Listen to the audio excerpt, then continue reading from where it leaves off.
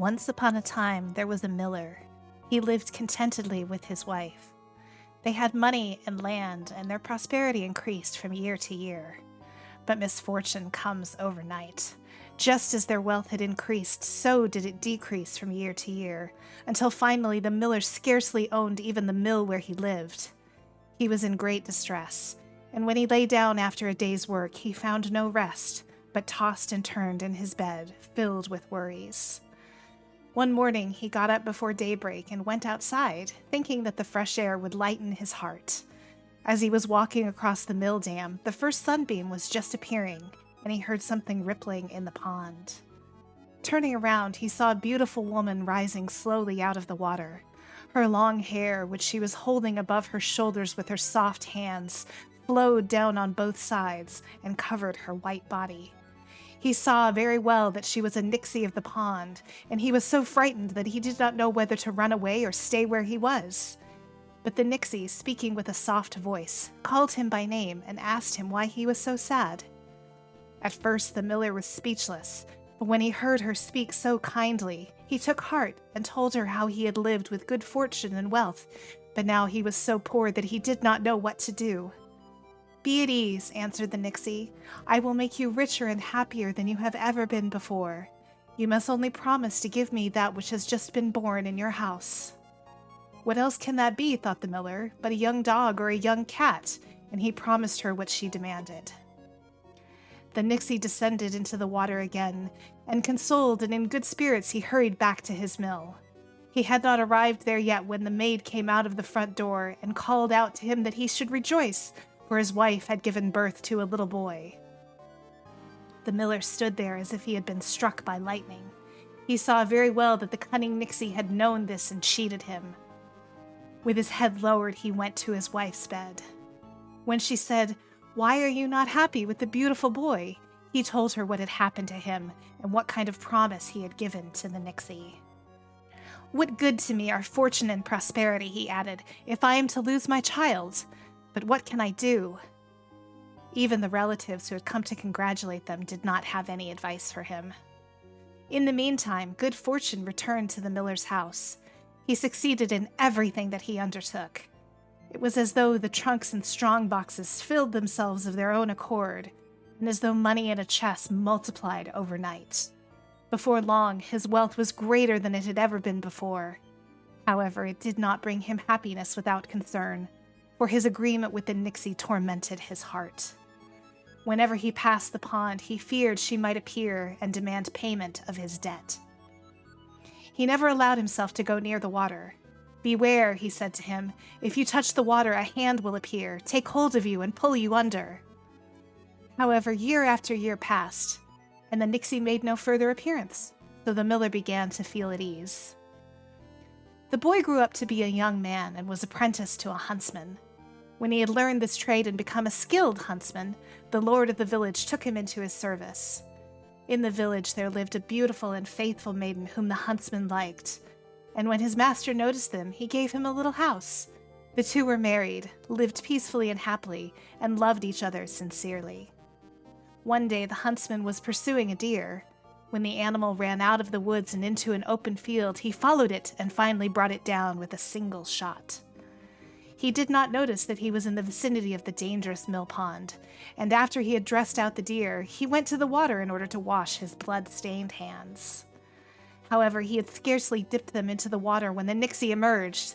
Laughing, she wrapped her wet arms around him, then pulled him under so quickly that waves splashed over him. When it was evening and the huntsman did not return home, his wife became frightened. She went out to look for him. He had often told her that he had to be on his guard against the Nixie's snares, and they did not dare go near the mill pond, so she already suspected what had happened. She hurried to the water, and when she found his hunting bag lying on the bank, she could no longer have any doubt of the misfortune. Crying and wringing her hands, she called her beloved by name, but to no avail.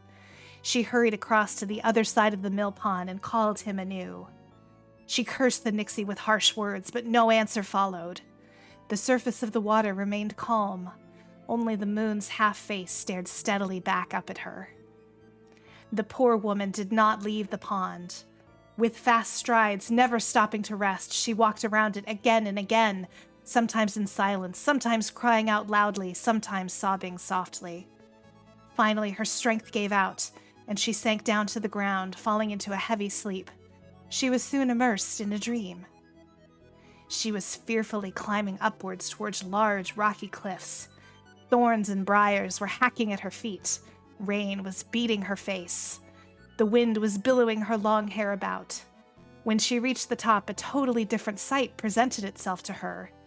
The sky was blue, a soft breeze was blowing, the ground sloped gently downwards, and in a green meadow dotted with colorful flowers stood a neat cottage. She walked up to it and opened the door. There sat an old woman with white hair, who beckoned to her kindly. At that moment, the poor woman woke. It was already daylight, and she decided at once to follow her dream. With difficulty, she climbed the mountain, and everything was just as she had seen it during the night. The old woman received her kindly, showing her a chair where she was to sit. "You have met with misfortune," she said, having sought out my lonely cottage. The woman related with tears what had happened to her. "Be comforted," said the old woman. "I will help you. Here is a golden comb for you. Wait until the full moon has risen, then go to the Millpond. Sit on the bank and comb your long black hair with this comb. When you are finished, set it down on the bank, and you will see what will happen." The woman returned home, but the time passed slowly for her until the full moon came. Finally, the shining disk appeared in the heaven, and she went out to the Millpond, sat down, and combed her long black hair with the golden comb. When she was finished, she set it down at the water's edge. Before long, there came a motion from beneath the water. A wave rose, rolled onto the bank, and carried the comb away with it. In not more time than it took for the comb to sink to the bottom, the surface of the water parted, and the huntsman's head emerged. He said nothing, only looking at his wife with sorrowful glances. That same instant, a second wave rushed up and covered her husband's head. Then everything vanished. The Millpond lay as peaceful as before, with only the face of the full moon shining on it. Filled with sorrow, the woman returned, but she saw the old woman's cottage in a dream. The next morning, she set out and told her sorrows to the wise woman. The old woman gave her a golden flute and said, "Wait until the full moon comes again, then take this flute. Sit on the bank and play a beautiful tune on it. When you are finished, set it in the sand. Then you will see what will happen." The woman did what the old woman had told her to do. No sooner was the flute lying in the sand than there was a motion from beneath the water, and a wave rushed up and carried the flute away with it. Immediately afterwards, the water parted, and not only her husband's head, but half of his body emerged as well. He stretched out his arms longingly towards her, but a second wave rushed up, covered him, and pulled him down again. "Oh, what does it help me," said the unhappy woman, "for me to only see my beloved and then lose him again?" Despair filled her heart anew, but a dream led her a third time to the old woman's house. She went there, and the wise woman gave her a golden spinning wheel, comforted her, and said, "Everything is not yet fulfilled. Wait until the full moon comes, then take the spinning wheel, sit on the bank, and spin the spool full. When you have done this, place the spinning wheel at the water's edge, and you will see what will happen." The woman did everything exactly as she had been told. As soon as the full moon appeared, she carried the golden spinning wheel to the bank and span diligently until she was out of flax and the spool was completely filled with thread. She had scarcely placed the wheel on the bank when there was a more violent motion than before from the water's depth. Then a powerful wave rushed up and carried the wheel away with it. Immediately the head and the whole body of her husband emerged in a waterspout. He quickly jumped to the bank, caught his wife by the hand, and fled.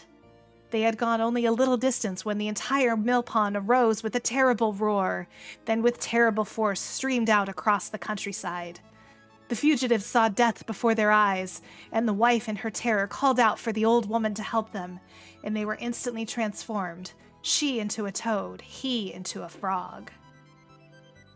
The flood which had overtaken them could not destroy them, but it separated them and carried them far away. When the water receded and they both reached dry land again, their human forms returned again, but neither knew where the other one was. They found themselves among strange people who did not know their native land. High mountains and deep valleys lay between them. In order to earn a living, they both had to herd sheep. For long years, they drove their flocks through fields and woods and were filled with sorrow and longing. One day, when spring had once again broken forth on the earth, they both went out with their flocks, and as chance would have it, they moved toward one another. He saw a herd on the distant mountainside and drove his sheep toward it. They met in a valley but did not recognize one another, but they were happy that they were no longer so alone. From then on, every day they drove their flocks next to each other. They did not speak much, but they did feel comforted. One evening, when the full moon was shining in the sky and the sheep were already at rest, the shepherd took his flute out of his pocket and played on it a beautiful but sorrowful tune. When he had finished, he saw that the shepherdess was crying bitterly. "Why are you crying?" he asked. "Oh," she answered, "the full moon was shining like this when I played that tune on the flute for the last time, and my beloved's head emerged out of the water." He looked at her, and it was as though a veil fell from his eyes. He recognized his beloved wife, and she looked at him with the moon shining on his face and recognized him as well. They embraced and kissed one another, and no one needs to ask if they were happy.